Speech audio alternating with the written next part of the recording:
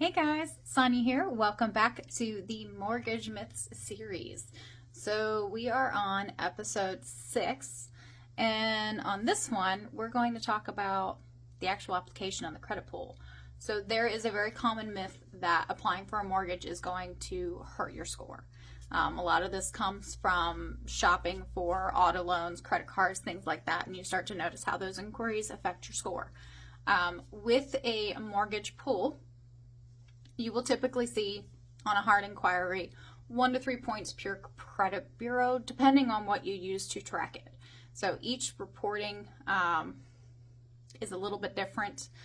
There's a different algorithm used for mortgages versus your other types of credit pools. I think there's 13 different ones, something like that. Like you have one for utilities and insurance and things like that too. Now this is typically going to be a hard inquiry, meaning you will see it, report it, you will see that someone checked your credit. You're of course going to authorize this. I will never pull your credit unless you authorize it. I do have the ability of doing a soft pull first.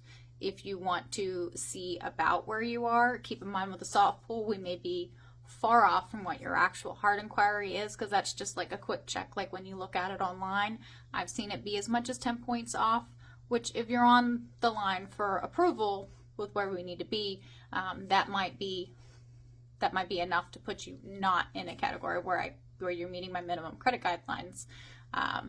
One of the other nice things about doing the hard inquiries, that means that I have a credit simulator that I can use to help move your score up. We can look at what actions we could take to improve credit if you are right there on that line. I can't do that with a soft pull. I can look at it and say, hey, this is what I've seen help other people in the past. This is something we can try. So there are other ways to try to improve your credit score before we do a full hard inquiry as well. We just need to look at it and see what's on your credit and what we have to work with. So if you do want to do a soft inquiry first, which is just like when you look at it yourself online with whatever app you use to track, the Experian app, Credit Karma, things like that, I can do that. Or if you want to see what your chances of approval are, we'll go ahead and do a hard inquiry.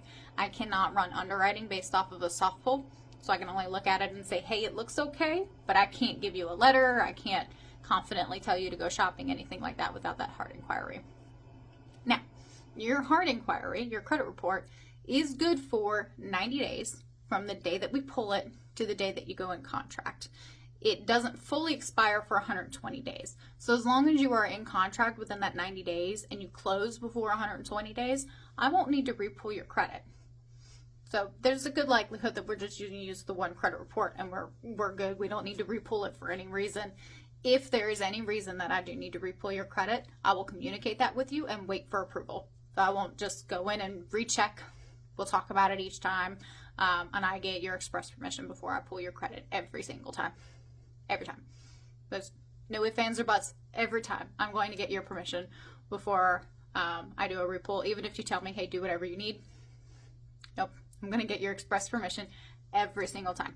And everyone should. I really think that everybody should. Now, a lot of times you will see people that are shopping around before they determine which lender they want to go with. Either they are having trouble getting you approved with another lender, or you might not like the communication style of that lender.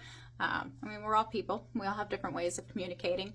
I have several different ways. So if you're working with me and you're finding that something needs to change, let me know. I can usually flex to it, and if I can't, I can recommend other lenders that might work better for you.